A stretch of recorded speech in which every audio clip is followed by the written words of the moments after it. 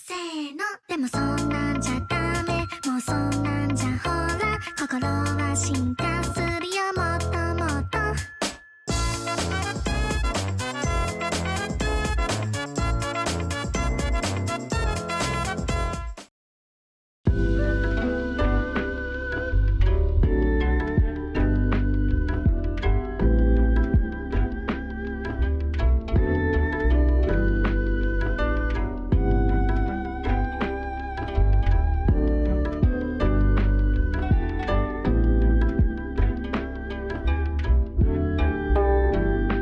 What's cooking, everyone? Lunar New Year is almost here. One of my favorite holidays, almost solely for the reason that there's so many good things to eat and make.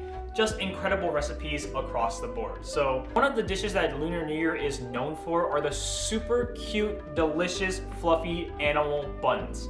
If you make these mantos from the heart with the right technique, not only do they look super cute, but they are absolutely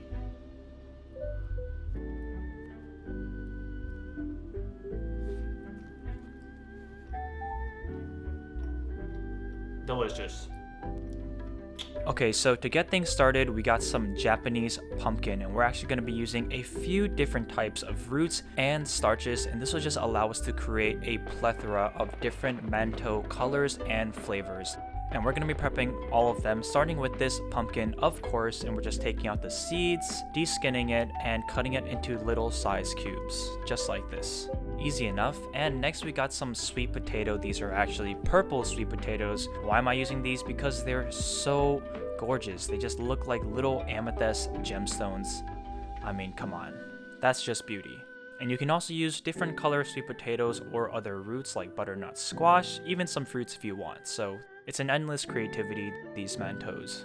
And these are the only two we're going to be using today because I love these colors and it's just enough for everything that I want to make. And now, of course, we're going to steam them for about 20 to 40 minutes. So the potatoes take a lot longer, so they're more about the 40-minute time frame, as long as you get them super mushy just like you see here. Alrighty, now it's time for some smushy, so we're gonna throw that in a bowl and smush away. We want to get a very smooth paste, and make sure you don't dump any of the water out from steaming. We're gonna need that. And from this point on, we're just gonna add some sugar, give that a nice mix, and then we're gonna follow that up with some yeast and again give that a mix. This is the same process with both the sweet potato and the pumpkin or whatever else you wish to use. And now it's finally time for the star ingredient of making steamed buns, and that would be all-purpose flour, as you guessed. The magic behind it all. And that goes straight into our moisty paste in increments, of course, so make sure you stir first and then add more later because you never know whether or not you're going to need more flour or less, yada yada yada, so it's always best to just do things in increments, especially when you're making dough. Once it starts to combine, we're going to add a little drizzle of oil, and then of course we're going to start the actual kneading process, pushing down and outwards while flipping the dough over and rotating the dough every once in a while. And this is just the technique that you're going to need to learn to make the perfect dough. And the key elements we're looking for is it's not that sticky and it's still quite flexible, just like this. And now we're going to go to the surface, adopting the same kneading technique. And we're only going to do this for about 3 to 5 minutes. Actually don't have to go too overboard here, so shape that into a ball, and then we're going to let that rest for about half an hour only, and then we're going to do one more kneading process. And now we got both of our doughs out, and they just look so vibrant, so beautiful. And that's why it's very important to know how to use the flexibility of something like mantou or dough and just really expand your mental recipe book using the foundation of correct techniques. After kneading for 3 to 4 minutes, then it's good to go. It's time to let these babies rest and rise, so just set that aside and be sure it's covered well. Very well.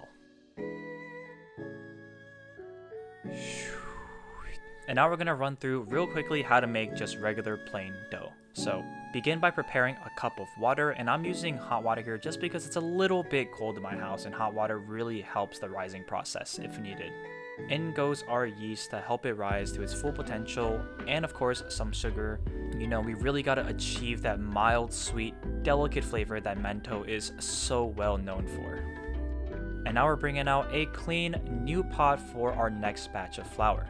And by the way, this recipe probably makes anywhere from 20 to 40 mantos depending on what shape you make, how big or small you make them, so adjust the recipe as needed if you need to. Combine that yeasty water inside the flour and just start kneading, mixing, combining away.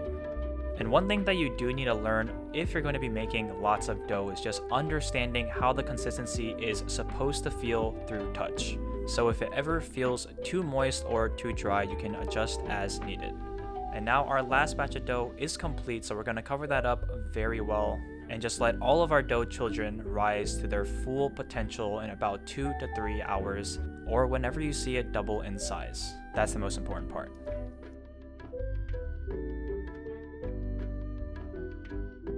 And finally, they are full-bloomed, beautiful adults, and it's time for the final step. Now at this point, if your dough does feel a little bit too sticky after rising, then you messed up, you didn't listen, just throw the dough away and try something else instead. In all seriousness, right now we have a very grateful adjustment period, so we can add anything we need to the dough. This one was feeling a bit too moist, so I went ahead and added a little bit more flour, and I'm just going to knead that until it's back into one cohesive dough. You're always going to mess up in life, so learning how to adapt is key to overcoming these obstacles. And here we have a chunk of our plain dough, and I'm going to add a little bit of natural food coloring because I kind of want a nice pretty pink color for the things that I'm going to make.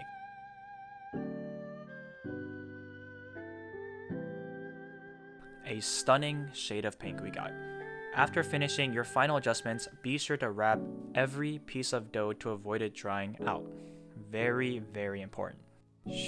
Now when it's finally time to shape and form, you can take small pieces out of the wrapper, but again, make sure the rest of it is covered up very well. So here we're going to start with some gold ingots, also known as yuanbao, which are gold coins, and they symbolize prosperity and wealth. Who doesn't want that? So it's crucial to have these for the Lunar New Year, ready to take on a whole year of prosperity. And this shape only consists of a few flaps and a few adjustments, so visual representation should be enough for you.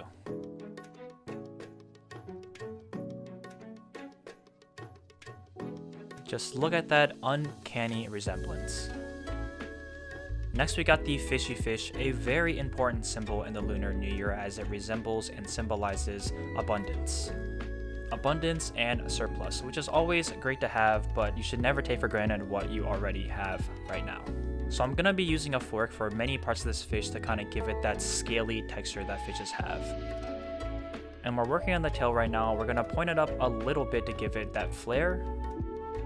Smush it down one side so it's kind of rotated, and start shaping up a dorsal fin. Just using our fingers, we're going to push down from the top and make a little cute mouth. Yummy, yummy. And now we're going to cut out some leg fins, or regular fins, whatever they're called. Smush them down a little bit, and again, texturize with the fork. And we can't forget about that dorsal fin, so be sure to texturize that as well. Add a nice pronounced gill. For the eyes of our animals, we're going to be using some red bean. From this point on, you can kind of do whatever you want and give the fish your own artistic flair, maybe some whiskers, some different colored spots, anything you want. Whatever your inner fish desires.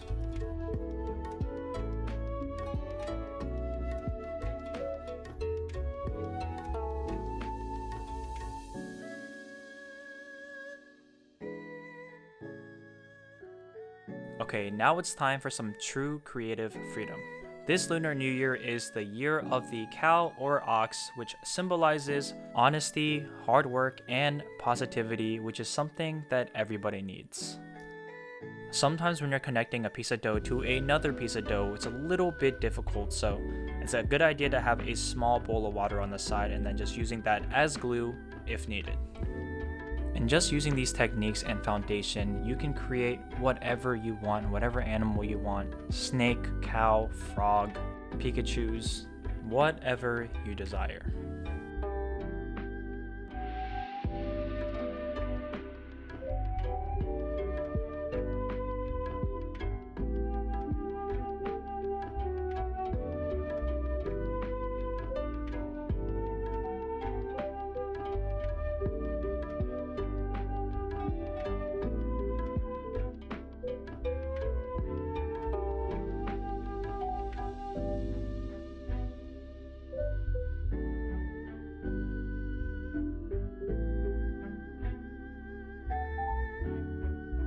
is the first cow mantou I've ever made, and it is just adorable. Come on. And now that all of our shapes and animals are created, we're gonna let this rise for another 20 minutes covered, and then it's time for the steaming. This will take 15 minutes, and then afterwards, crack the lid a little bit to let the steam out little by little.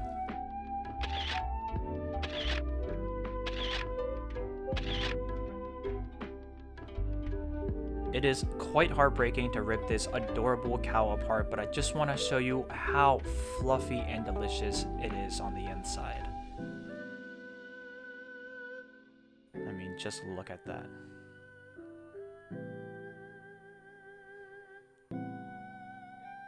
Perfect Lunar New Year Mantous for everybody.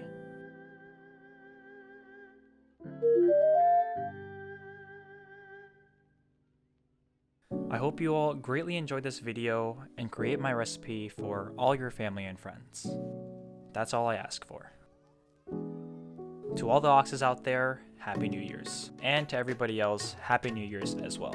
I hope you have a great year filled with positivity and prosperity, and of course, amazing food.